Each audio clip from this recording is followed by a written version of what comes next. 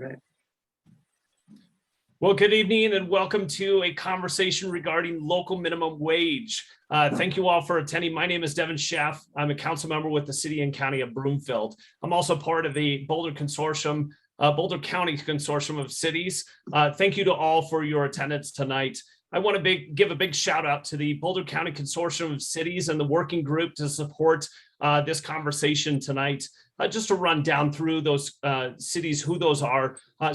We are a group of governments within Boulder County, as well as Boulder County or Broomfield City and County that has graciously been part of this conversation as well. But those communities are Boulder County, City of Boulder, Town of Erie, Town of Jamestown, City of Lafayette, City of Longmont, City of Louisville, Town of Lyons, Town of Nederland, Town of Superior.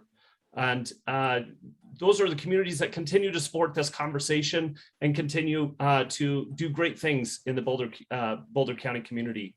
A big thank you to Boulder County staff for your technical support to host this presentation tonight. Thank you to the presenters for your time tonight as well.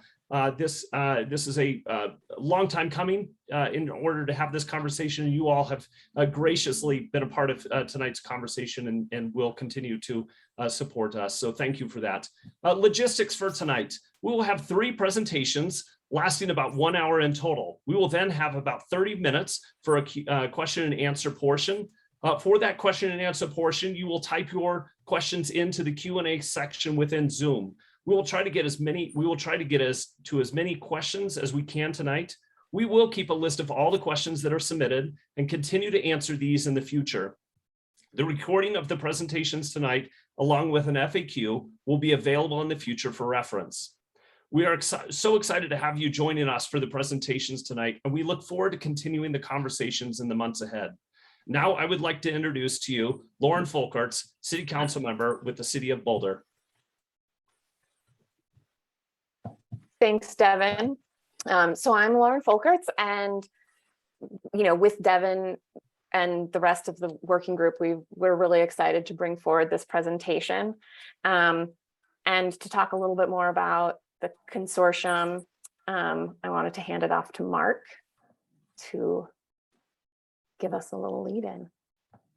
Thank you, Council Member, and good evening to everyone. I just wanted to say a few words on behalf of the county and Commissioner Lochamin in particular, who is the chair of the Consortium of Cities. She sends her regrets, unable to make the meeting this evening, but the consortium has been and continues to be a pivotal collaboration forum for the cities and towns across Boulder County.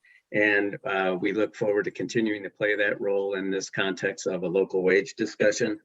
This topic is just one example of the convening and collaboration that happens across the Boulder County community with the jurisdictions, and we look forward to learning and working together with everyone as this conversation moves forward. So again, Commissioner Lochamin sends her regrets, but looks forward to engaging with this effort as we move forward. Thanks. Thanks, Mark. So I think it's time to get it started. Our first presenter is Scott Moss. He's the director of the Division of Labor Standards and Statistics for the Colorado Department of Labor and Employment. This is the department that provides the information and tools that are helping Colorado businesses and workers remain competitive. They promote a thriving employment environment with opportunities for every Coloradan to prosper.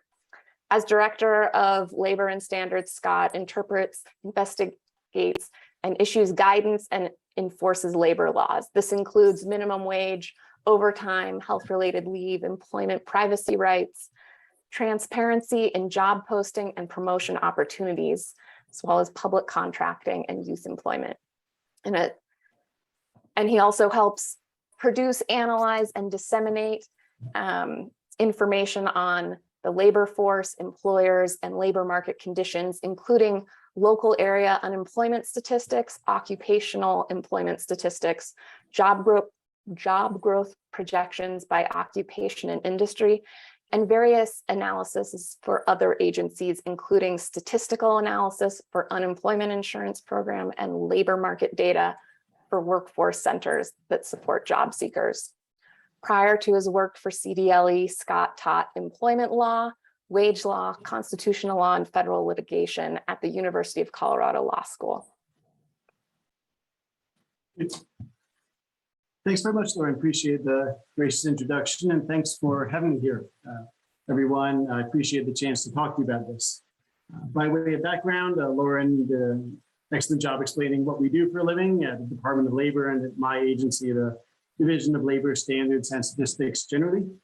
I'll note that as to local government minimum wages, we have no rooting interest in any particular policy being enacted by any city, county, town, other local government. Our interest is in helping things go smoothly. So that's why, as we understood there to be a ramp up of interest in this topic, we pumped out a fact sheet in 2019 as the law passed, and as more activity was being undertaken this year. Just last week, we finalized and on Monday published an updated, much more detailed fact sheet, answering what we understood to be common questions, concerns by those who work with local governments on the employer side, the employee side, and other stakeholders. Our interest is just in this going smoothly to the extent that things get enacted, and in making sure that as things are enacted, they are with full information about where state law requires something, where state law gives policy discretion, either to a limited extent or full policy discretion to a local government to do its enactment as it sees fit. So happy to answer any questions. As the state wage law agency, we're here to help with any information needed and to co-administer anything that's passed, as we've done with Denver, more on how co-administration and enforcement works as I get going. To start with, I wanted to share some resources from my agency. I'm plopping these into the chat window here and putting in 3 links. I just want to make sure I send them to all attendees. Okay, the first link I send you is the link to our fact sheet. I'm also going to put this on the screen, narrating it a bit as I explain some about local government wages, how they work. The first link is the direct link to our fact sheet. The second link is easier to type or remember. It's just the page that has all of our fact sheets. It's cdlead.colorado.gov/infos, INFOS. Or even easier to remember is coloradolaborlaw.gov. If you remember nothing else, coloradolaborlaw.gov is our landing page. From there, you click on the link for our published guidance, and that'll have basically everything I'm saying, just without an interactive component. And so you can always look this stuff up after we're here and or send us questions. Happy to address them. So without further ado, I wanted to put up on the screen, share screen, our fact sheet that I'll mention.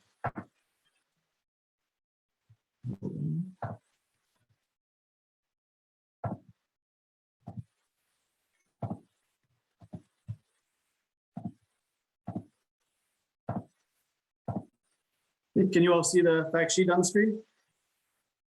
Couple nods, thanks. And feel free to plop into the chat if there's any readability issues, but we just published this on our webpage, just 3 pages. We tried to summarize the law on how local government wages work. I know that many of you are knee deep into this, so apologies if some of you already know everything we would have written on this, but I wanted to hit some key high points and also answer any questions. So to start with, by way of background, until 2020, Colorado statute didn't allow local governments to set minimum wages. Then the legislature passed HB 19-1210, which amended the local government statutes in Title 29, but also the wage statutes in Article 6 of Title 8 on minimum wages. And it allows minimum wages to be adopted, first topic, by basically any local government, city, county, combined city, county, like Broomfield or Denver, or a town. And cities and counties include home rule or territorial charter cities or counties. The big question is, what can a local minimum wage be? And at the risk of stating the obvious, a local minimum wage can exceed the state and federal minimum wages. Otherwise, there'd be no need to consider adopting them. To clarify, the current Colorado minimum wage, you almost should know, I imagine, this year and next year's perhaps being a little less known. This year it's $12.56. Next year it's scheduled to be $13.65. That's about to be published in proposed rules, then adopted. It's a simple inflation calculation that we have to do based on established practice of how we apply inflation rates in Colorado. So it's going to be $13.65 next year. That sets a baseline for any local government to adopt a wage, either the $12.56 or the $13.65. Specifically, in 86101 sub 3, one of the main statutes that sets the details of local government wages, it provides that a local government can adopt whatever minimum wage it wants, but not more than 15% above last year's minimum wage. So for a city, county, town, a municipality that doesn't have a minimum wage now in 2022, the most they can adopt next year, the highest they can adopt next year is $14.44. That's 15% above this year's Colorado minimum. So you can go up 15% a year until you reach whatever level you want to, and then you can keep it stagnant, inflation adjusted, whatever you want, but 15% is the maximum adjustment. So if a municipality wants to get to $15 an hour, $18 an hour, something else, it can get there, just not in 1 year based on current rates. It'll just take a multi-step process. Much like how Denver wanted to get above $15, but the first year it went to $12.85, the max they could go to. And then to $14.77, then $15.87. And now they're inflation adjusted. So that's the gist of the level you can go to. Inflation adjustment can be anything you want or anything at all. This is where one of my mantras in my presentation will be, here are the things you have complete policy discretion about. Here are the things you have to or can't do, and here are the things where you have some discretion. There is no mandate to inflation adjust at any level or at all. The state minimum wage, Denver minimum wage, and that of most states is inflation adjusted. The federal minimum wage is not inflation adjusted. That's why it's $7.25 and has been there for almost 20 years. So the consumer price index, I linked the page we use to get that figure. The state of Colorado, my agency or any other, does not calculate inflation or consumer price index. We use federal data. The feds are the ones who calculate it. There are two different CPIs that could be used. Denver uses one, the state uses another. They're extremely similar. There's a slight percentage difference this year, but I personally looked at the past 20 years of data. One isn't systematically higher than the other. But they come to, at the state level, 8.6% this year. And we gave an example that a city could do what it wants. It could choose the CPI, it could choose something different. But I gave an example, if a city wanted to, it could apply a CPI with a minimum of 2 and a maximum of 6, perhaps to smooth out the edges, to give more predictability. So workers know they'll always get at least 2%, even if it's 1 point something as it was a couple of years ago. But then businesses get some certainty with a maximum of 6. So if you get a year like this year with 8 point something, there's a cap. So you could do something like this. Again, no rooting interest in the state of Colorado. Just wanted to give you a sense of how there could be options that could be done, depending on your policy preferences. Tip credits, hot topic always. This is one where there really isn't policy discretion here for the state or localities, because the state constitution sets the minimum wage and the tip credit. It said the tip offset is $3.02 per hour.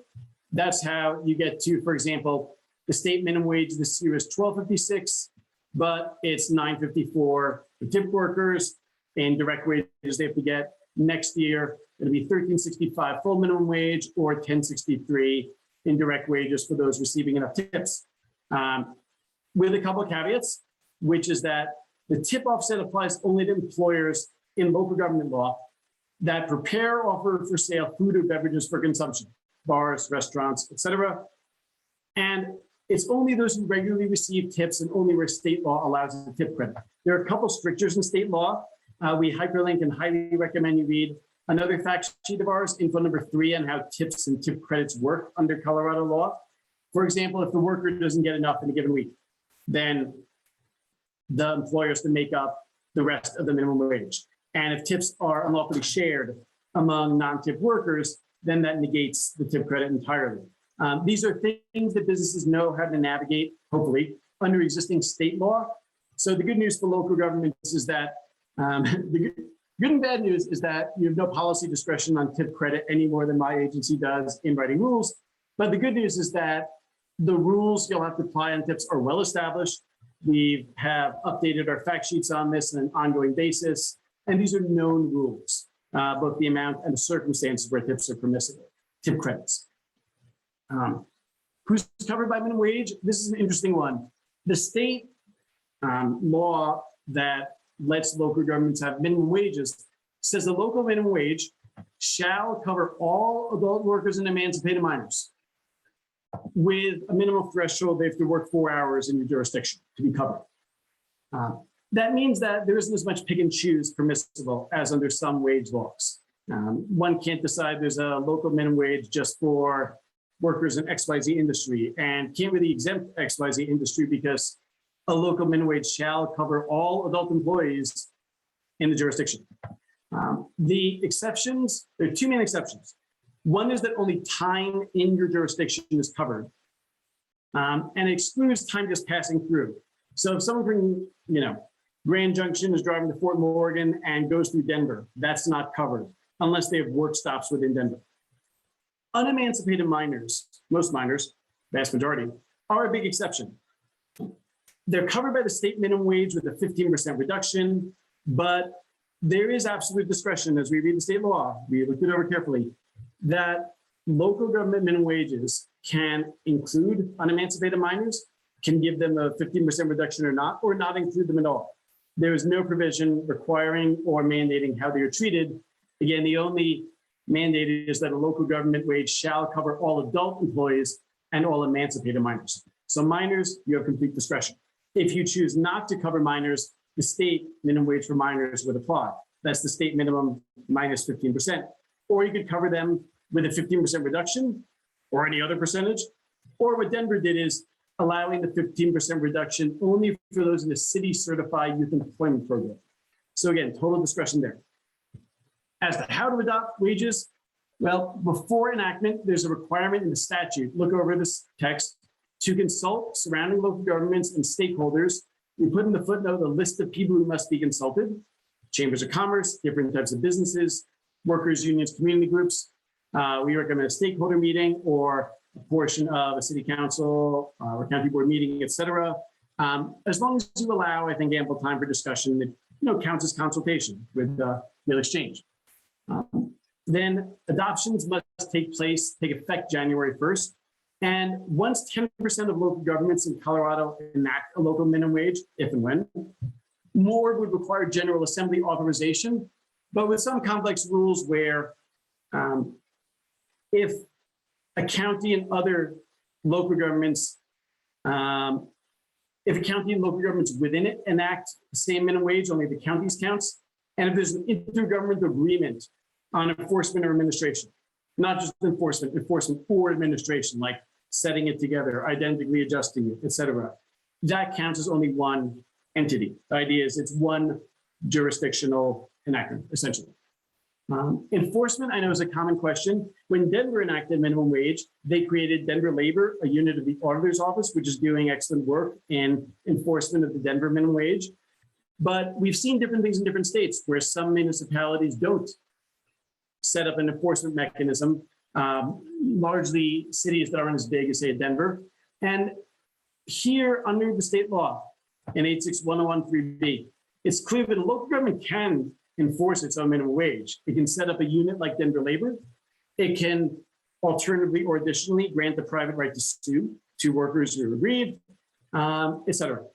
But a local government is not required to enforce. It can just set a wage and do essentially nothing else. Just make clear who's covered, what the amount is, how it's adjusted, if at all, because enforcement could be just through the state. And this is how it works in the state of Washington, where Seattle has a labor enforcement unit, last I checked, 2 years ago, but other cities in Washington, at least one, has a local government wage minimum, but does not have its own mini labor department. There are a couple of reasons for that. First is that if 8 jurisdictions in Colorado all had many labor departments investigating, what happens if one statewide employer is under investigation for a certain wage violation?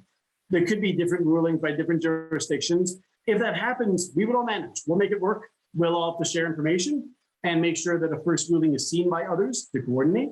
But I want to stress that that could be avoided by just having enforcement be if a city or county chooses not to set up an enforcement unit, that's fine. Because if a city, for example, does nothing other than say the minimum wage is $14 next year, well, what that means is that if someone's not paid the $14 minimum wage, they can file a complaint under state law. Because state law allows state complaints by employees who claim entitlement to local wages. Because here's why. If you're owed $15 an hour as a worker under a contract, a union CBA or an offer letter, or oral course of dealings, and you don't get paid that $15, you can file a claim. At my division, we investigate and rule either way for employers, employees, and enforce, or you can sue in court. If you're entitled to $15 and you don't get it, you have unpaid wages. Well, that's true whether the $15 is promised by a contract or required by a CBA or is required by a local law. If you're owed $15 and you don't get it, you have unpaid wages under state law. You can file a claim. It can be under state law, and we include some citations to explain that. That's in state regulation and statutes. So there's no need for an enforcement unit. If you want to set up one, we will support it and we'll happily talk to you about how we do investigations. We would recommend getting in touch with Denver to talk about how they do it. And we just want to stress that it is totally the option of the local government whether to do enforcement or not. Nor does your law have to list remedies because the State Wage Act lists the remedies for wage violations. Happy to answer more about that if needed. Reporting, I want to stress two things. One is that please tell us if you enact something because we have a duty to report it to the legislature and to report publicly and track these wages. So inform us. The contact information is on this fact sheet, but you all have my information, my personal contact information, or should. We'll make sure to share it. Because by law, we have to update Colorado's local minimum wage report in any year in which a local minimum wage was adopted by July 1st. And we have to put in two kinds of data. First is say what the minimum wages are. And we also have a chart like this on our landing page, coloradolaborlaw.gov, where we just list the minimum wage for the past 3 years. This claims we go back 3 years. Statewide, in Denver, the jurisdiction that enacted it, and if any of you enact something, we'll have another column or 4 columns or 5 columns or whatever it is, listing what each one is. Because our job is to get good information out to the state about this. And when we have information like this, we publish it on our webpage, we announce it. We have an email list that goes out to the majority of employers in the state. Everybody registered with the unemployment insurance system who gave us an email gets the employer update, so we report these statewide. We also have to the extent feasible, and it is feasible, report economic data wherever any jurisdiction enacted a local minimum wage, comparing it to neighboring jurisdictions, relevant regions in the state. We did a version of this report after Denver enacted a wage, and we looked at what happened to the relevant economic statistics. Denver enacted their minimum wage. It was fascinating. On effective January 1st, 2020. You may remember that COVID hit us in mid-March 2020. So it was a bit tricky to parse out, okay, there were stay-at-home orders, people weren't working. Of course, everybody's unemployment went up. And Denver had more stay-at-home orders than some. So of course, their unemployment went up if there were government orders not to work or to employ people. But we were able to look, and happily we were able to get month-by-month data. So we got pretty good data on what happened in Denver in January and February 2020 relative to the rest of the state. That is, what happened when Denver adopted a minimum wage before COVID hit. And because they're 2 months within that. And we found some really interesting findings. This is just in our local minimum wage report, which is linked. We ran a lot of statistics. Denver wages rose in those 2 months, but more importantly, they rose more than comparable jurisdictions, other larger cities and the state after they adopted a wage. Denver's wages rose by 12.3% more than the rest of the states. Now, that can make sense. If you're mandating a higher wage, wages would go up. We also found that unemployment remained lower than comparative jurisdictions. Rural counties stayed lower, but unemployment rose a bit in early 2020 statewide, but Denver had a smaller unemployment rise than the state. That is, Denver did a little better in unemployment rate than the rest of the state in early 2020 until COVID hit us up. Same with sales tax revenues. Denver didn't take a sales tax hit until after COVID hit, So those are some really interesting findings we had there. Your mileage may vary. Every city is different, but that was our report as mandated by the legislature and what happened to the economic data. So that's about the gist. I would say contact us with any questions. After I'm done talking, I'll pop in my personal contact information, as well as Eric Yohe, our outreach manager of the division, who's here in attendance. Eric and I, send an email to both Eric and I if you have any questions, and we'll happily get you an answer. We view this as very important support we can provide for the state to answer any questions or get you any information needed, whether it's about how tip credit works, or can you elaborate more on enforcement being optional, or any of these things. So with that, I'll thank you all for having me here. I got a question. I'll reset the chat. I'll repaste in the links, and I'll also put in my and Eric's contact information. And I think we're doing questions after all the panelists. Is that correct? That is correct. Thank you, Scott, for your presentation tonight. And thanks for putting that link back in the chat box. Hopefully our attendees can now see that. And thanks for including your contact information as well. This is also a reminder, we have been getting some questions. You all, Scott, you provided a lot of great information. I think that's generating some questions. So if you do have a question, please put that there in the Q&A box there in Zoom so that we can get to that later in the meeting today. Our next presenter is Charles Brennan. He is with the Colorado Center on Law and Policy, and is which is a nonprofit based in Denver, Colorado. The organization stands with diverse communities across Colorado in the fight against poverty through research, legislation, and legal advocacy. For over 20 years, CCLP's efforts have improved the health and financial security of hundreds of thousands of Coloradoans. We are widely recognized by policymakers, opinion leaders, and advocates for their knowledge, skill, and effectiveness in shaping enduring systemic change in Colorado.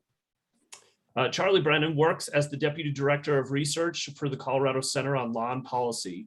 In this role, he works to shift the narrative on poverty and economic security in Colorado by lifting up qualitative and quantitative data that helps policymakers and advocates to better understand the economic challenges facing low-income Colorados in the areas of food, income, health, and housing.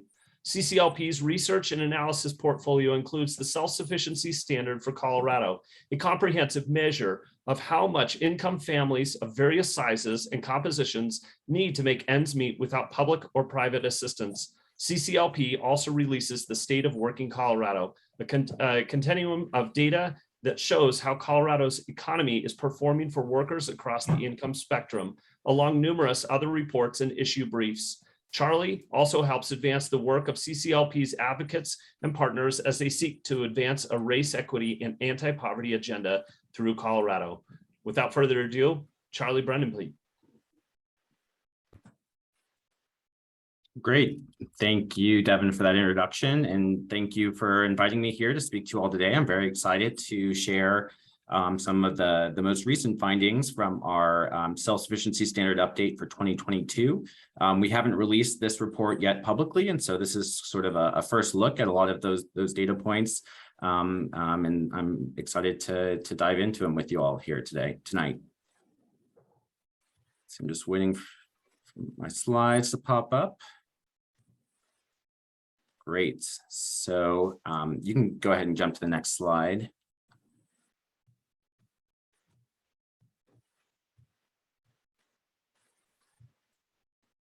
Great. So just a quick background first, before we dive into the actual numbers about what the self-sufficiency standard is. So it was a metric developed by Dr. Diana Pierce of the University of Washington in an effort to more accurately measure households' income needs, particularly as compared to the official poverty measure, which by most standards is just inadequate to really sort of capture what income folks need to get by in this day and age, as we'll see in the next slide here shortly. The self-sufficiency standard is known as a basic needs budget. And so what that means is that in order to arrive at the income estimates for households of various compositions living in different counties, it looks at estimates for costs in various areas. Those are listed here on the slide and include housing, food, transportation, and childcare. And so once all of those costs are added up for various household compositions living in different parts of our state, that represents sort of the annual income need. And then from that, we can derive monthly income needs as well as hourly income needs. So if we go on to the next slide, we'll see what that looks like in action for some of the counties in the area, in the region of the North Front Range. So here we can see income needs as estimated by the Self-Sufficiency Standard for 2022 for a 3-adult household. That's a household, at least in this case, that comprises of 2 adults and 1 infant. So you can see, you know, if we were going by the official poverty measure, that measure would estimate that this household in question would only need about $1,900 to make ends meet. But when we look at sort of the total budget needs as measured by the Self-Sufficiency Standard, we can see that, you know, those actual needs are substantially larger than what the poverty measure would estimate them being. One of the neat features of the Self-Sufficiency Standard is that because the estimates are county-based and really, you know, specific in terms of those geographies, we can really capture variations in the cost of living, even across a small region like this 5-county region here on the slide. However, you can see, you know, even though there are some variations in cost of living, you know, relatively speaking, at least for this region, fairly similar income needs across the board for this household type. Next slide. And again, another neat feature of the Self-Sufficiency Standard is not only can we look at variations in cost of living across geographies within Colorado, but also for different household types. You know, if you dive into the data, once we release it later next month, you know, there's over 700 different household types for which we've developed or provided a Self-Sufficiency Standard estimate, and that's for each of Colorado's 64 counties. So, you know, a range of information and data to look at there in terms of income needs for different households. Here, we're showing different hourly income needs as estimated by the standard for households living in Boulder County in 2022. This assumes that each adult is working. So when we look at the wage needs of those 2-adult households of various types, that is assuming that each member of that household or each adult member of that household is working for at least a full-time period year round. One thing to note is, I think that jumps out, you know, on this slide is just the sort of the range of income needs that are facing different families based on their composition, with, you know, children being a main driver of some of those costs, particularly for single adult households. And overall, when we look at sort of what the wage estimates are for these different household types living in Boulder County compared to the Colorado minimum wage currently for 2022, we see that, you know, the income needs across the board exceed the income needs or sort of the wage level of the minimum wage. And so what that, you know, says to me or suggests to me is that if a household or a household, you know, even if it was just 1 adult was working a minimum wage job, they would be struggling to cover all of their expenses if they lived in Boulder County in 2022. Next slide. And because CCLP has been working with the University of Washington for over, you know, 2 decades, we have a wealth of historical data as well to look back on and see how costs of living have changed over time. Here we can see just for these 5 counties, you know, that there's been sort of a steady increase in the cost of living, or at least the income needs for a 1-adult household in terms of their hourly wage needs between 2001 and 2018, with a fairly substantial jump experienced or seen between 2018 and 2022.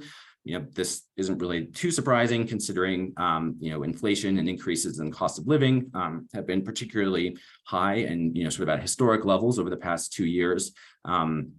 So, you know, that largely explains this high jump, but also just emphasizes, you know, how much cost of living has increased in the past couple of years here in our state.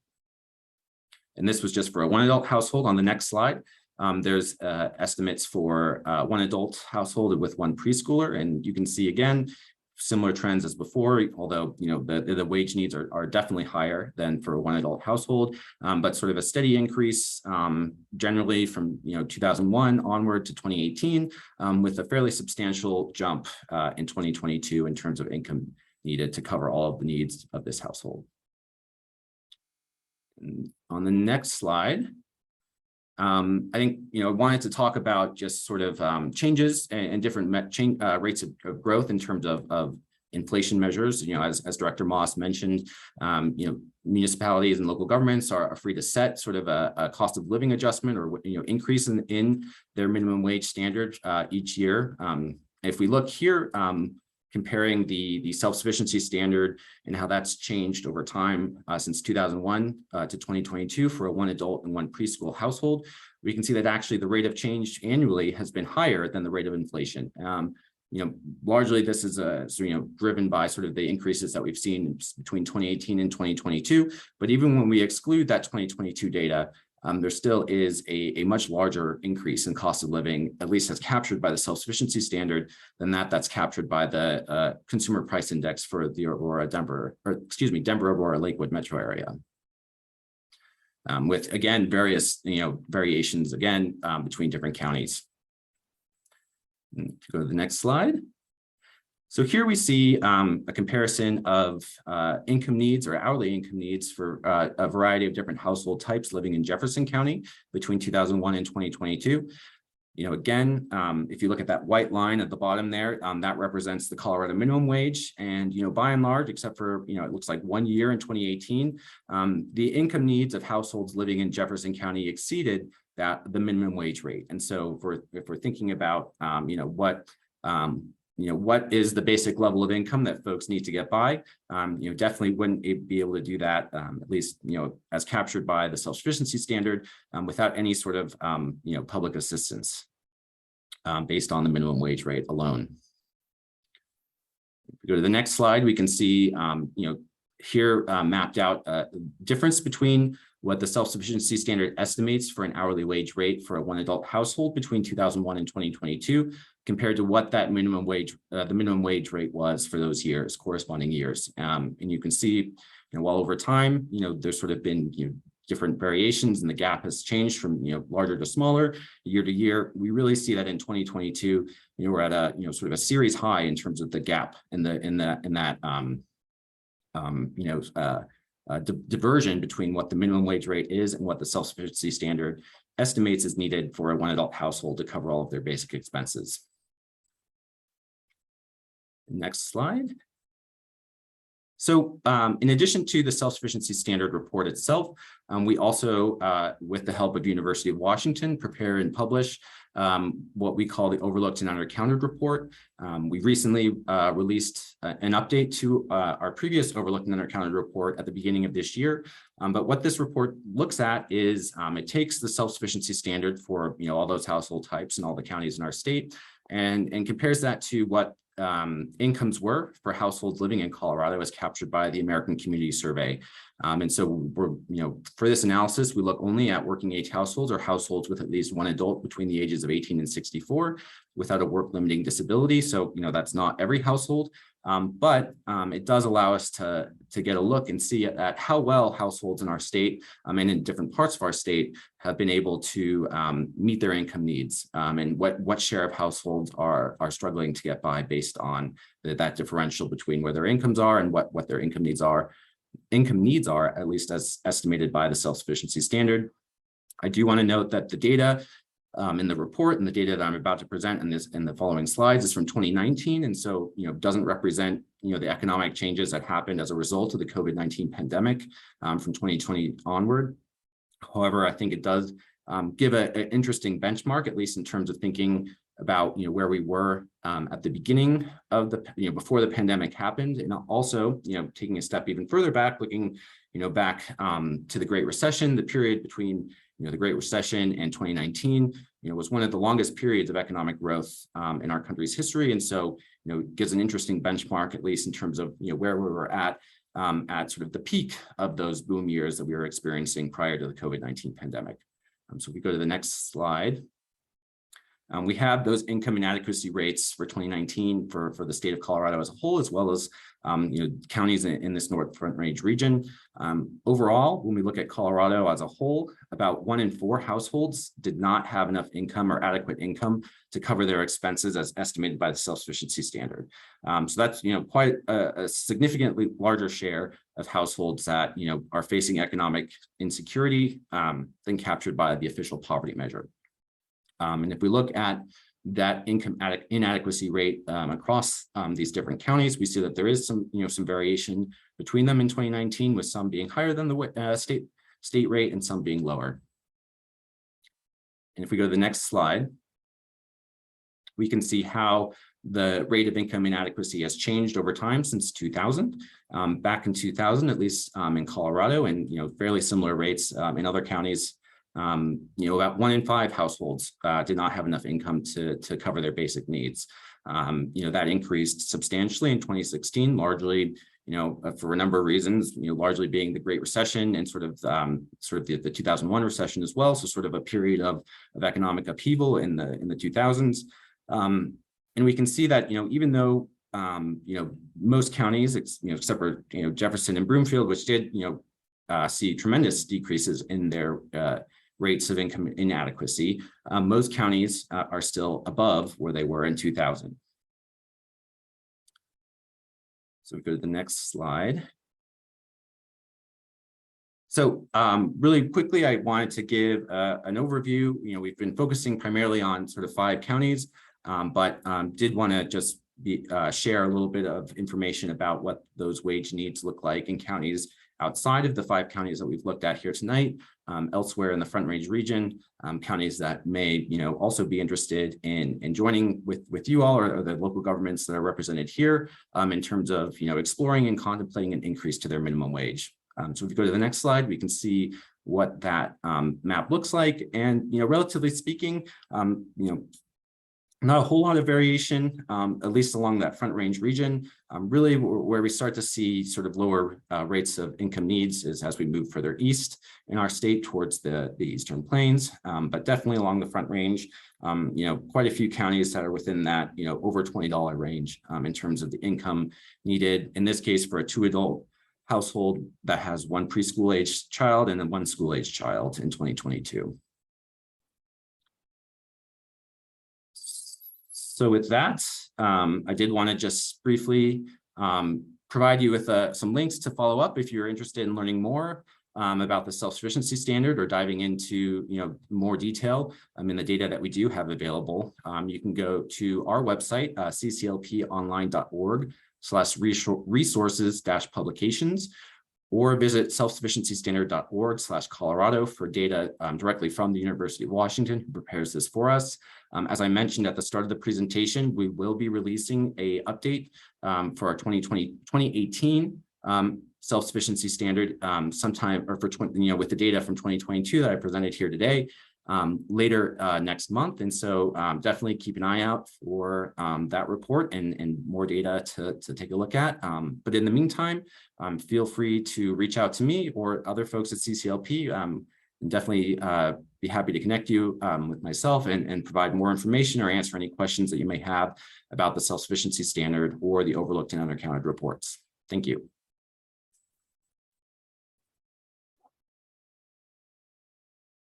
Thank you, Charles. That was great. Our final presentation of the night will be from Sadie. Sadie is an attorney and the director of work quality at the National Employment Law Project. The National Employment Law Project, or NELP, is a national legal research and policy organization known for its expertise on workforce issues. NELP's victories over the last decade have impacted the lives of an estimated 100 million workers and their families. NELP's area of expertise includes the workplace rights of low-wage workers under federal, state, and local employment and labor laws, with a special emphasis on wage and hour rights, and has worked with most of the cities in the United States that have adopted higher city minimum wages.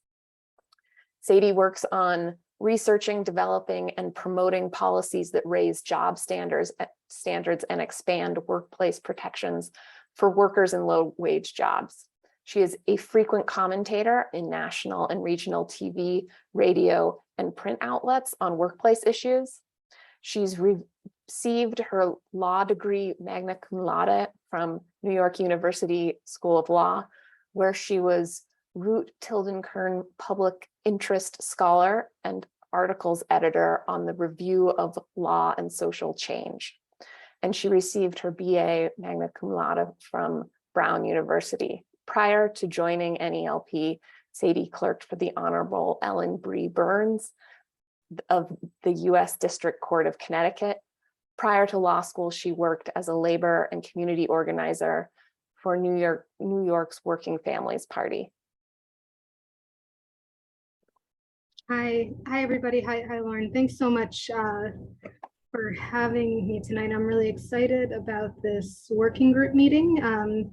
So I was asked to kind of, in my, from my vantage point working at NELP and kind of following and working with cities and states across the country that have moved to adopt higher wage laws, kind of give a, oh, and I live in New York, so you will hear sirens go by, give an overview of just the trends over the last 10 to 15 years and some of the both real world and economic research around higher wages. So if we could open my slide deck.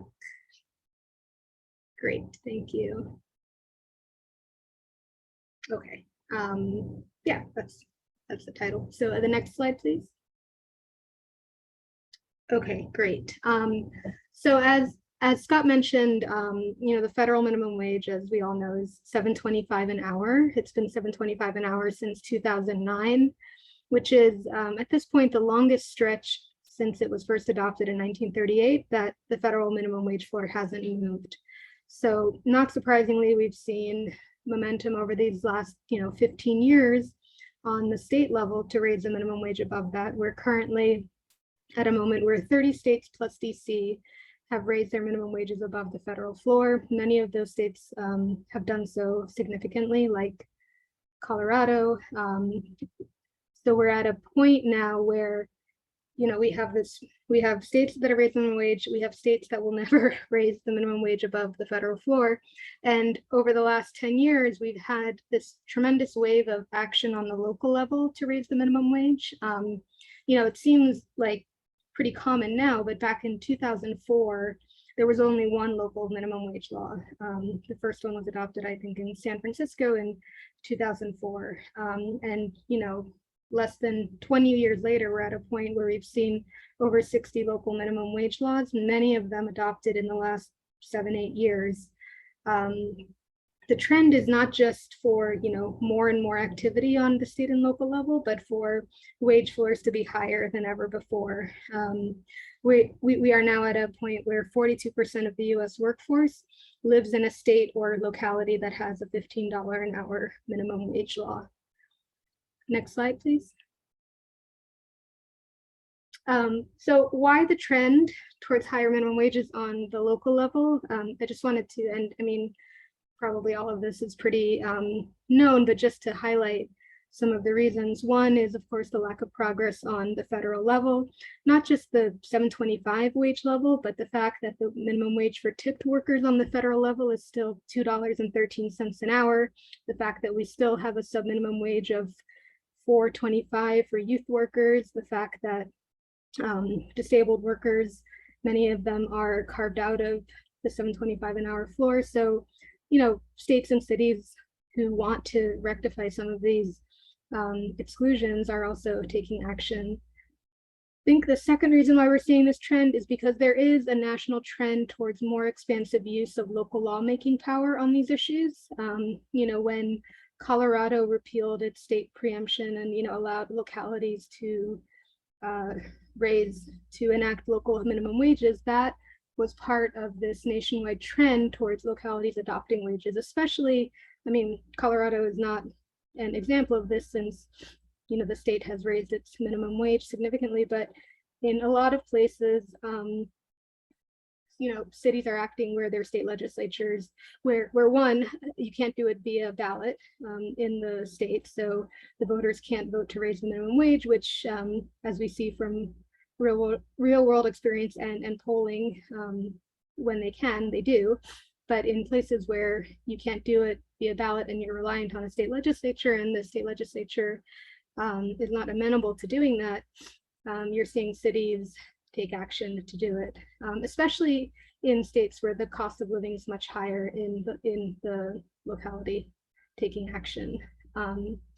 think another reason why we're seeing this trend is because, there's been a real, over the last 20 to 25 years, both economic evidence and real world experience has pointed to the benefits of raising wages without the feared costs. And I'll highlight some of the research in a few slides.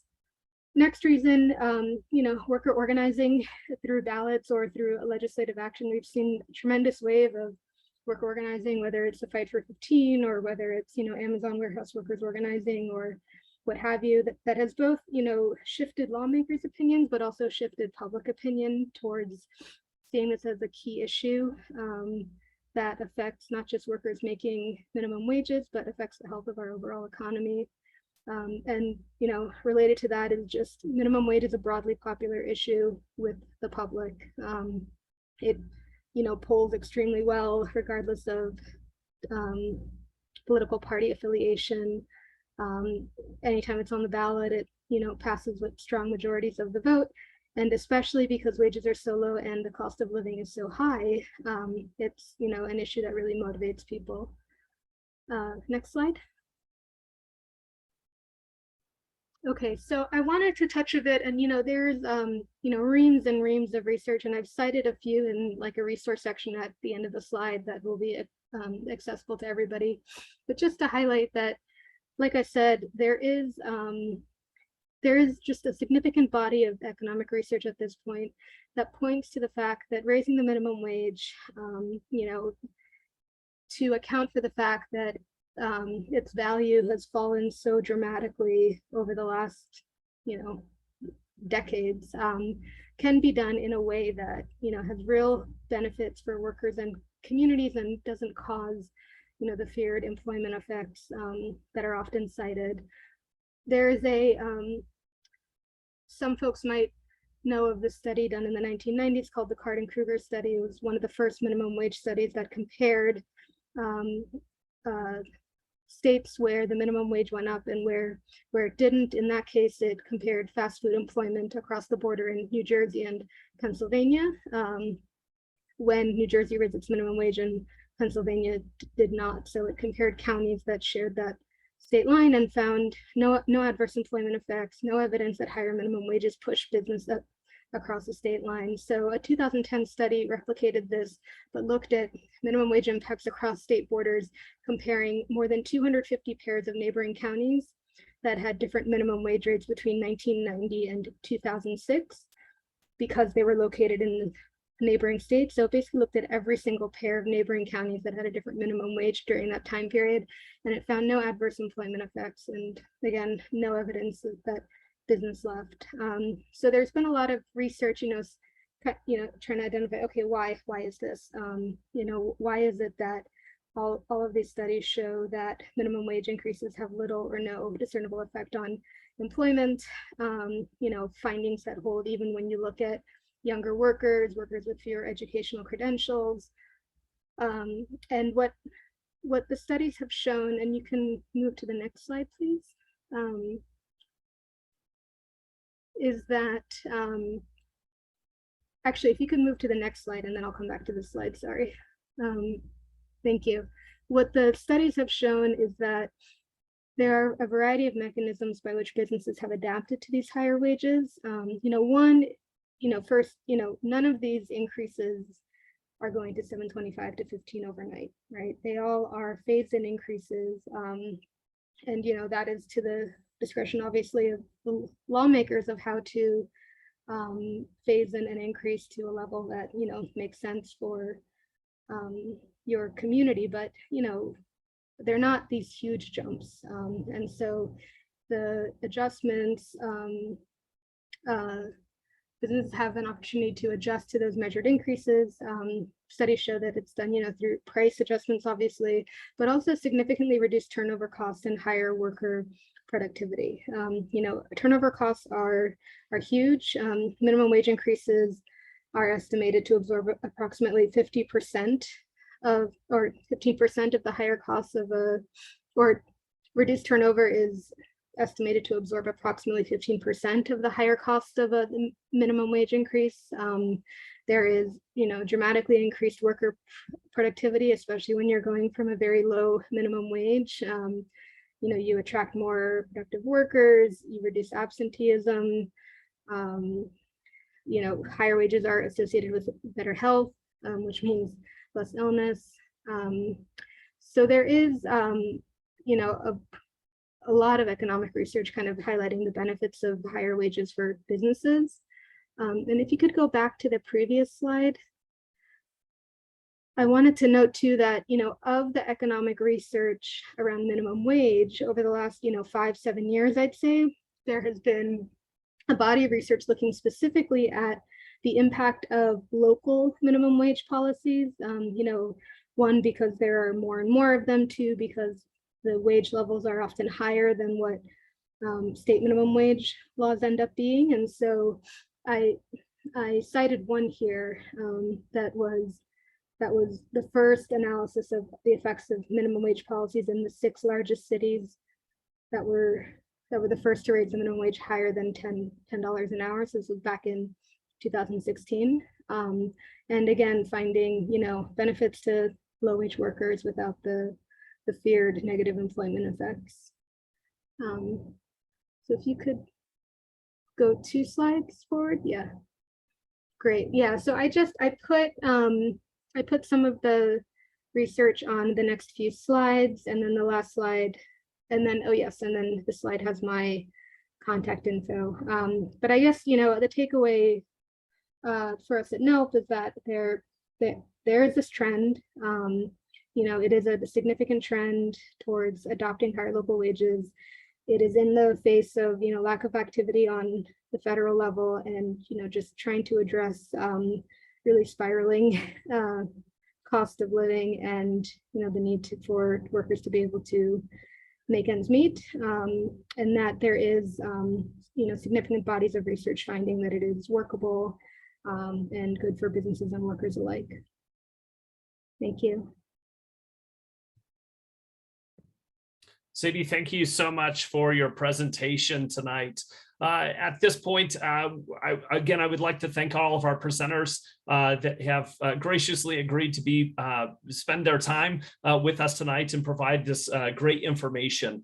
I want to remind you all, please put your questions into the question and answer section on the Zoom. We will go through those questions, and we will start off with this first question that we have. With the presentation from Scott, I think this is where it came from. So Scott, this most likely will be answered by you. I'd like to get more, I'd like to understand more about an intergovernmental agreement. Can local governments and counties agree through an intergovernmental agreement to vest authority for setting the minimum wage in the region in the county, municipality, or separately created board with representatives from each local entity? Excellent question. Unfortunately, I have less than complete answer for you, because this is the area of the law that depends on local government law, in which virtually everyone in this call is more knowledgeable than the state labor department, because this depends on what is a valid intergovernmental agreement among counties, cities, towns, etc. What I will say is this, is that the state wage law, both minimum wage law under Colorado law and the specific statute that granted authority to local governments to enact minimum wages, does not restrict any kind of intergovernmental agreement. So if it's a valid way for city X to reach an agreement with other cities or towns or counties, and it's a valid way for city X, again, under local government law, to vest authority to set a wage, then it's valid as far as state wage law is concerned. So that's to say, y'all would know better than we do at the state labor department what makes an intergovernmental agreement valid, what it requires, whom you can vest authority in. What I will say is this much, which is that it's best for predictability, regardless of what level you pick. We're agnostic on that, whether you enact something, what the level is, but you can sort of put it on autopilot a bit. So if you make clear what CPI you're using, you could set the minimum wage for the first 2 years or so as fixed amounts based on, I can go up to 15% higher than last year. So I set the first year at 14 and change, I set the second year at 15 and change. You set that out in your ordinance for the first 2 years or so. And then you say what CPI it goes by so that then you don't need a new enactment and you don't need a board to basically enact something new. It just doesn't. Another option is, again, I'm just giving options, I'm endorsing. You could say your minimum wage is that the first year or two, we go up to 15%, and then our local minimum wage for the city of X is the state minimum wage plus 15%, the state minimum wage plus 10%, the state minimum wage plus 20%. Pick a level, I don't care a percentage, but we publish every late September what the coming year's minimum wage is based on the CPI reported by the feds, the CPI-U in our case. So you could just piggyback off that. So you don't need a new enactment every year. It's that unless the law changes. So I would recommend just putting it on autopilot as much as possible. So you don't need a board to debate it and set it. That's also better for predictability for businesses and employers, employees alike. Great. Thank you, Scott. One follow-up question regarding the IGA, and hopefully you can answer this, but the IGA counts as one of the 10% of communities allowed to raise the minimum wage. Is that correct? Correct. The idea is that in the eyes of the law, and this is just set by statute, you know, where this is that if you picture colored regions on a map, if 5 or 6 local governments reach the same minimum wage, in the eyes of the statute, this is one wage set by one shaded region on a map. So it's basically one jurisdiction. In other words, it's one jurisdiction, even if multiple agree within the same intergovernmental agreement. Yes. And I have a quick follow-up question to that. For that shaded region, does it have to be a contiguous region? It does not. This was a bit confusing in the statute, I'll have to concede, which is that what has to be contiguous is if cities and counties want to affect the unincorporated regions as well as the municipalities within the county for a county that's not a city and county like Boulder. So there is a provision of the law that says that one or more contiguous counties can reach an intergovernmental agreement with the municipalities within them to raise the wage. But that's just about whether you're covering the unincorporated regions. There's a separate provision in the statute that says if any number of local governments enact the minimum wage together, that counts as one. That doesn't have to be continuous now. Because it can be multiple municipalities and virtually no municipalities are contiguous. Thank you, that makes sense. And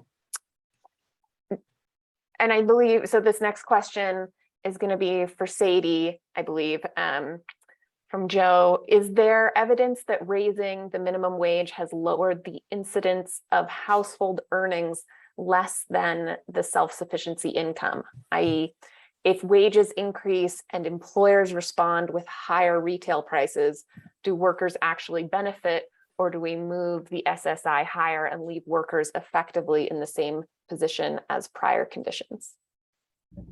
So I think, and Charles can also chime in on this, but I think no, because it's not a 100% pass through in terms of like rate, like employers will not pass through 100% of the increased labor costs into like a higher retail price for their goods. There are the various adjustment mechanisms that I mentioned. And so we actually, the data that I cited has consistently shown that incomes do actually go up, including like the, their like what they can actually purchase with their income. I'll also add one thing from the state perspective, just data we looked at 2 years ago, is that the 2 leading sectors with minimum wage workers in Colorado, just for the most minimum wage workers, it was restaurants and hospitality. Minimum wage workers don't tend to spend a lot on restaurants and hospitality. So their costs aren't going to go up proportional to the minimum wage.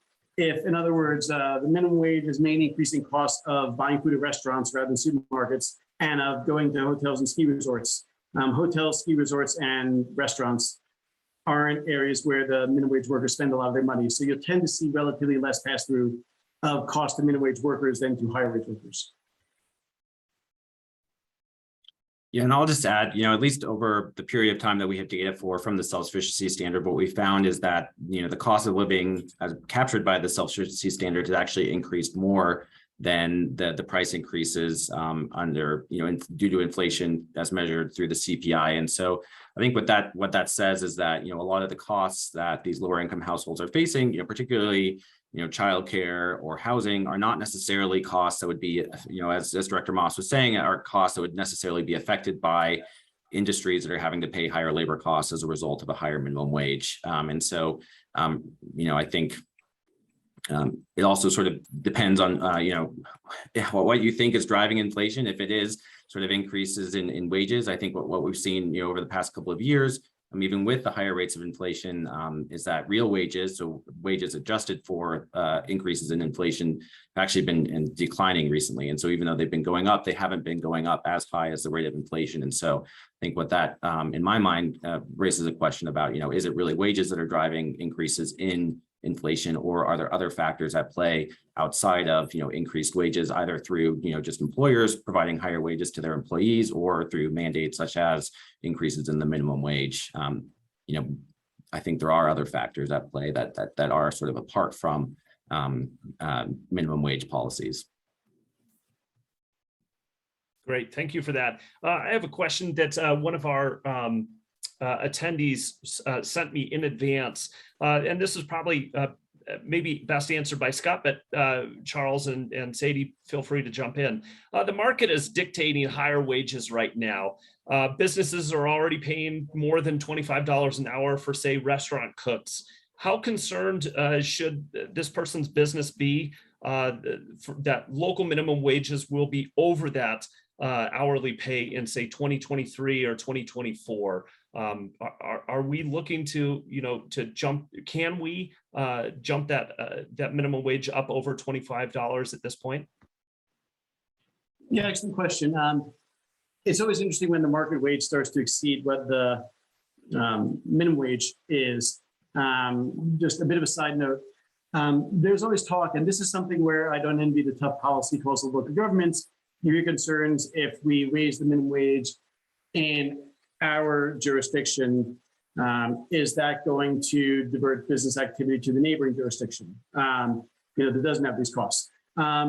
What I can tell you, there was the Denver's experience was they didn't see that happen, at least in the months right after they adopted wage. But also, I've seen the opposite problem, which is that I was at a coffee shop in Nevada.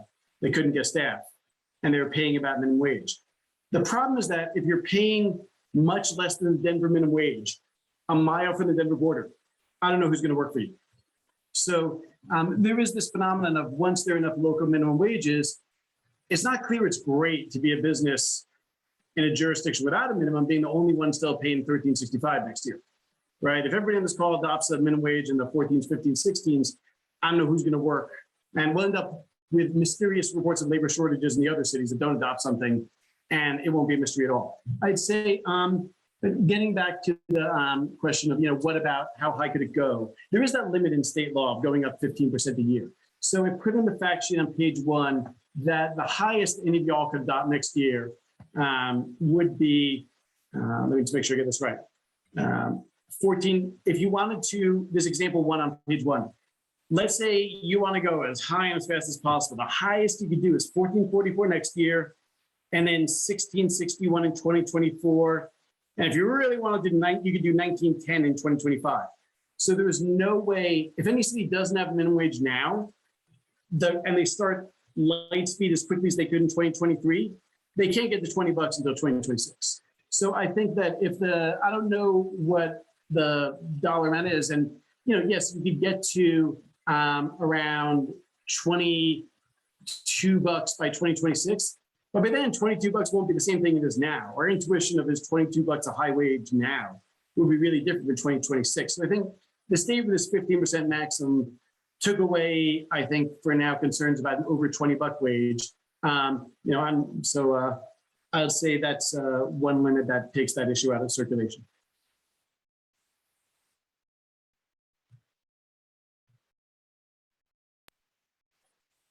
I think this next question might also be for you, Scott. The town of Erie is in both Boulder and Weld County. Is there any issue to change the minimum wage for that town? No problem at all, because. Oh, sorry. I also believe that Erie is not currently home rule, but is also considering becoming a home rule municipality. I could be wrong about that. Yeah, good question. No issue, because assume there's no intergovernmental agreement. If a county adopts a minimum, then it applies only to the unincorporated parts unless there's an intergovernmental agreement. So if Boulder or Weld County adopted their own minimum wages, then, or if one did, the other didn't, or they adopt different amounts, that doesn't affect Erie unless Erie agrees to go by that amount. But whatever Erie enacts, it covers Erie. The statute says that a town can adopt its own regardless of what county it's in. Perfect, thank you. So I think this one's for Charles.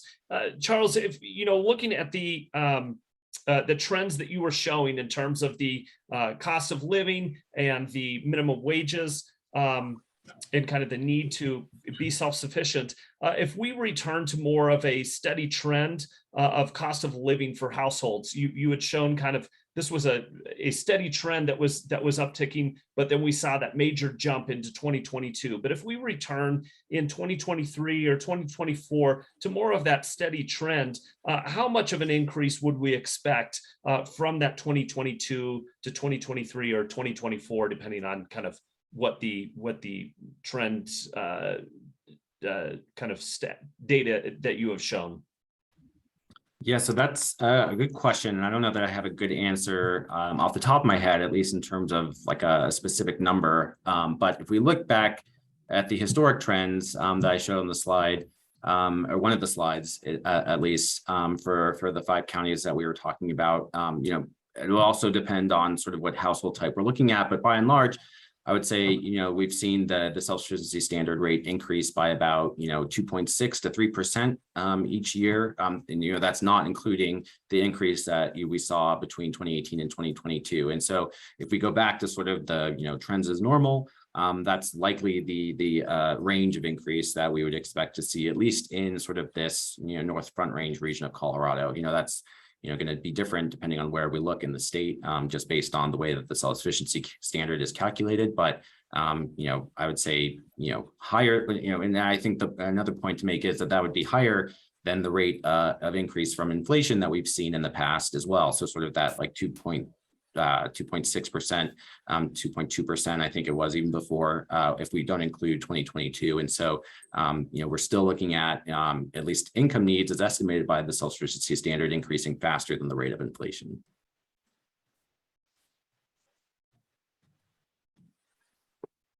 Thank you.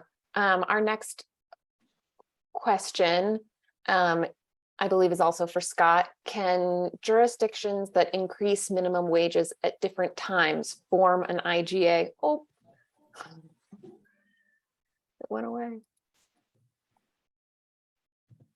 Form an IGA after they get to the same wage?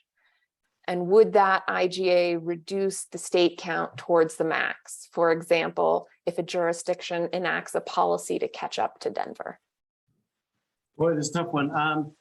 At first blush, I think, check the statute, but I think the answer is that it's the enactment of a wage that counts toward the 10% max. So if 2 different cities enact local minimum wages separately, and then later form an IGA, I think it's still counted as 2. You can't erase it, essentially, I think. Double check the statutory wording. It's a good question. I hadn't had a chance to think of this specific scenario. What I would say is this. So I think it would count as 2, because it's about how many enacted it, not what they do afterwards. I would say this. I think this one, I can't help you with the requirements as the intergovernmental agreements here, which is that the state statute that talks about how an intergovernmental agreement makes all the jurisdictions in it count as 1 for purposes of counting toward the 10%. It doesn't say that all of y'all have to, every government and intergovernmental agreement has to move at the same exact pace. So if you want a different phase in, conceivably you could. It could be part of the intergovernmental agreement that, city X goes up 15% starting in 2023. It keeps going 15% until it reaches equaling Denver some limit.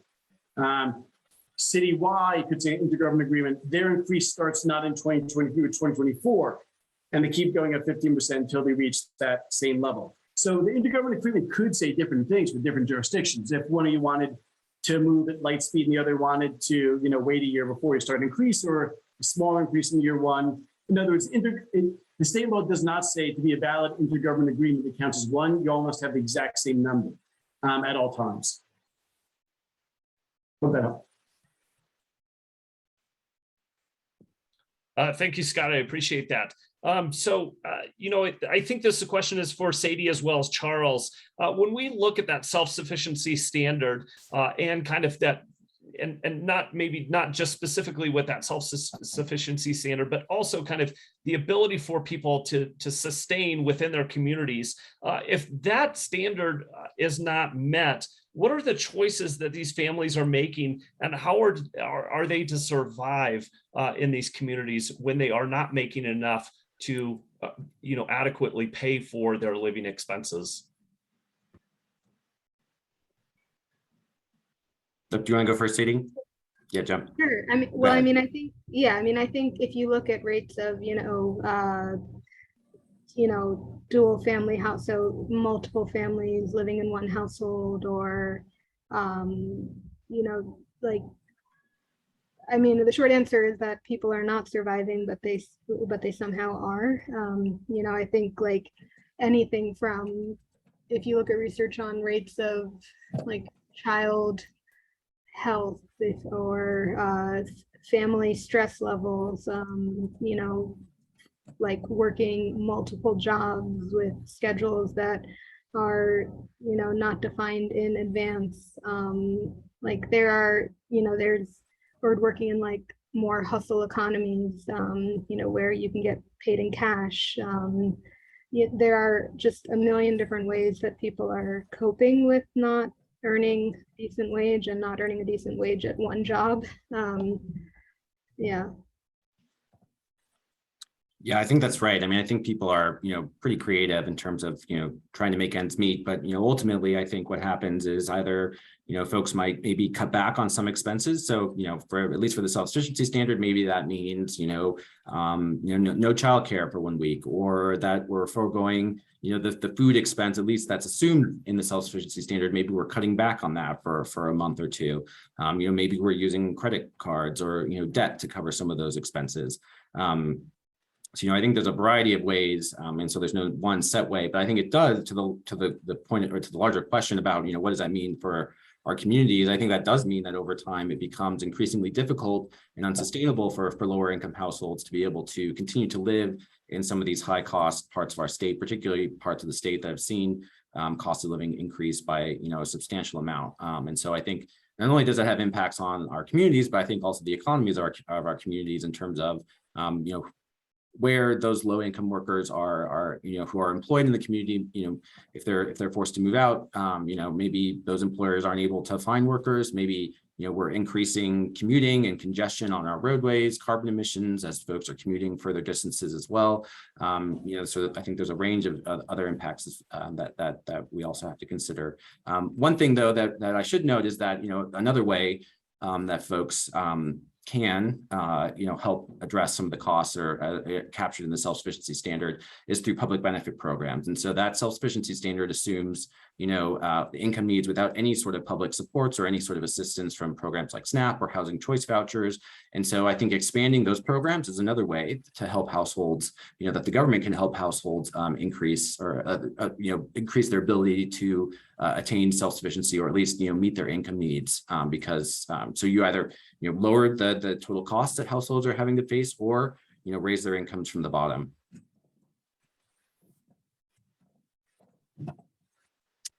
Thank you, Charles. Yeah, and I mean, as local governments, right, we see its effect on the services that we provide and also that the nonprofits provide in our communities. So, that's kind of a pain point that many of us face.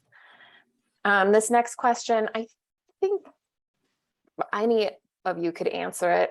If minimum wage increases 15% annually over a 4 to 5 year period, what are the effects on public employers when considering wage compression? Many public employees are represented by unions with collective bargaining. If the lowest wage worker is seeing that increase, it seems natural that supervisors will demand similar escalations. Yeah, I'll tell you right now, I'm a public employer of 100 people in Denver almost, and yes, Denver's minimum wage has been going up by more than the 3% wage increases that state employees, my employers, are getting. So as a public employer with budget, I'm dealing with that. I'm doing what I can to try to raise pay, see who might warrant a change in title or promotion. But I think you're hitting on something, which is that whether it's governmental or say a sector with a multi-year CBA, collective bargaining agreement, there are any wage scale that was set years in advance for predictability may have to be adjusted. But I think that's some of the basis of the 15% limit per year. I mean, 15% a year is way higher than even this year's inflation. But given how high inflation was this past year, 15% isn't as far above inflation as they thought it would be when they enacted this law, because we had, inflation was in the high 8s last year. So I think the answer is that given that inflation this past year was in the high 8s percentages, 15% increase would be, 6 and change above that. But if there's going to be a 15% the following year, we see it coming. So I'll say this as a public employer, I just appreciate a year of lead time before I know there's going to be yet another increase. So I think the answer is that, predictability is key. The 15% limit does help, but I think if it's coming, that's why, there's this gradual steps of increases. There's also the prior question about annual CPI adjustments only after the 15% increases. Excellent question. The 15% annual increase is a maximum increase. So if we had 16% inflation next year, I shouldn't even say that out loud, I guess the most they can go up is 15%. But it's a maximum. So normally, inflation adjusting the after that, because you can't do 15% increase plus inflation. So yes, it'd be after any 15% you do. Great, thank you for that, Scott. And you kind of touched on this next question, which is there is the 15% $1.75 statutory increases to reach the base number, which would likely take a few years to reach the new minimum. Would annual adjustments, perhaps tied to CPI, only be assessed, applied after the initial increases reach the new minimum? Is there a way to make this retroactive? Can do retroactive, but normally you would do adjustments for inflation, otherwise only after however many years, if any, of 15%. I mean, a jurisdiction could decide they're going up 10% a year or inflation starting now, but they can go up at most 15%. So if you do 2 years of 15%, you could do inflation adjusting after that. There's another question. Just one thing I'll flag is that, the statute says, question is correct. Technically, the statute says you go up 15% or $1.75 from the prior year. As a practical matter, since 2020, $1.75 will always be lower than 15%. So don't even worry about the $1.75. The limit is 15%.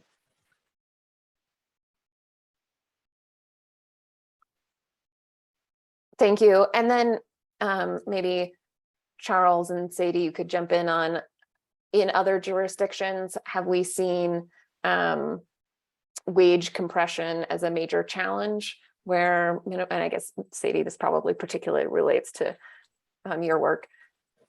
Have we seen that as a major challenge that communities are facing as they enact higher minimum wages? So I think where, one of the benefits of where the increases, and most of them have been pretty modest and drawn out over several years, it is not as big of a concern. I mean, it is true that when you raise the wage floor for like the lowest paid workers, you are going to see a bump in income of like, the next sector tier up, right? Because you do have to have a bit of differentiation between like the lowest paid and like the second lowest paid. But if it's not a huge jump, and if it is, employers know, okay, over the next 5 years, I'm going to see an X dollar increase every year until I reach, the period where then it'll be adjusted to inflation. We have not seen that emerge as a big issue.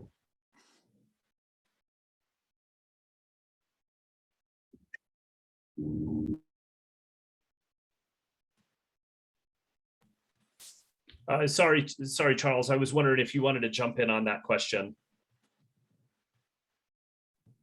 No, I don't have anything to add. Thank you. Okay, thanks. Lauren, I think you have one more question to ask. Yeah, I had one for Scott. So, and this is,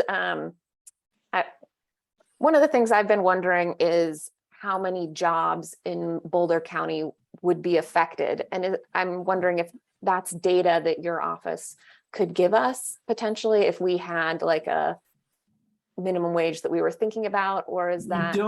We don't have that geography, unfortunately, but Joe, I'm with you in that, my budget doesn't go up 15% for all the workers that it's less that I have a lot of minimum wage workers, but if the minimum wage goes up 15%, then compression, like you're saying, people just above minimum wage need somewhat of a raise that's pretty close, and it bumps up all the ships, basically. And you can't get tax revenues automatically up. What I'll say is this: the state has looked into this as an employer. This is beyond my agency.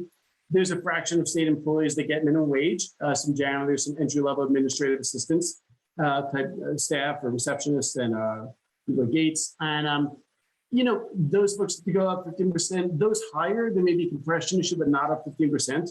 But, I would do that. The budget for my agency doesn't go up. We got no extra funding for anything other than the 3% raise. The answer is that, I'm pinching pennies a bit within my state budget because I have to make my budget go a little further, toward that goal of getting the raise. But I'll say this much too, which is that to the extent this is a challenge for government employers, myself and many of you, I have good news. We're already taking that hit because once Denver did a minimum wage that high, Denver's a good chunk of the labor force of, this region that I'm in, that many of you are in. If you're within, 10 to 20, 30 miles of Denver, then you're already competing with the largest jurisdiction in the area where the minimum wage is going to be 17 bucks and 29 cents next year. So I already have that problem. I've been, as a public employer, agnostic about it, but, I've had to worry about what I'm doing with my wage scale based on Denver. I'll tell you right now, as a public employer, I'm not really concerned with whether more people are doing a minimum wage of 16, 17 in the coming years, because I already have to worry about Denver. That's the competition for my employees.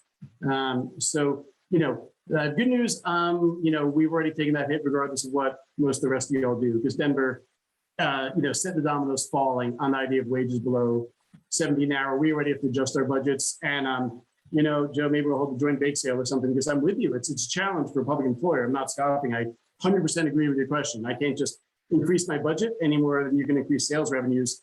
All you can do is just know that, like I do, I plan, a year more in advance, and just knowing that my costs are going to go up for labor because I already have to match the market and what Denver may do.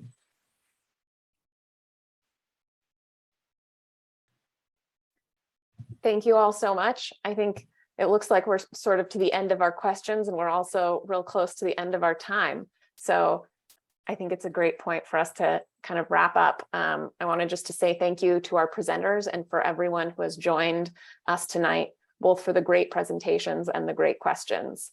This presentation will be available online. You'll be able to find it on the Boulder County Consortium of Cities website, along with answers to any additional questions if you send them to us, and additional information from the presenters.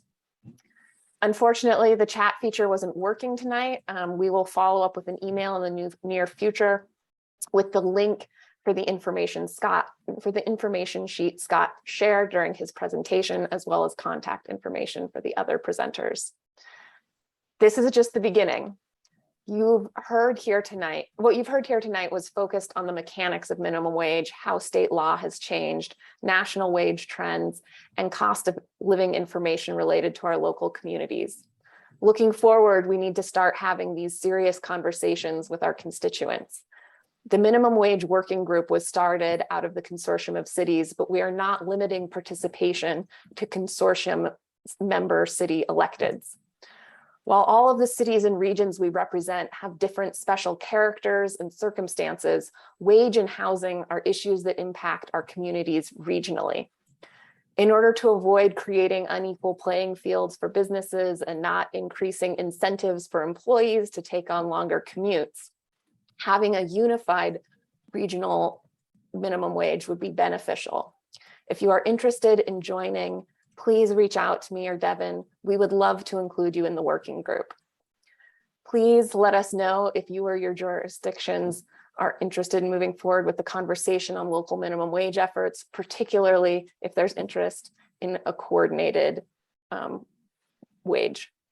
We look forward to continuing our conversation with each of you, whether it's sharing information or working on those MOUs together. Thank you so much.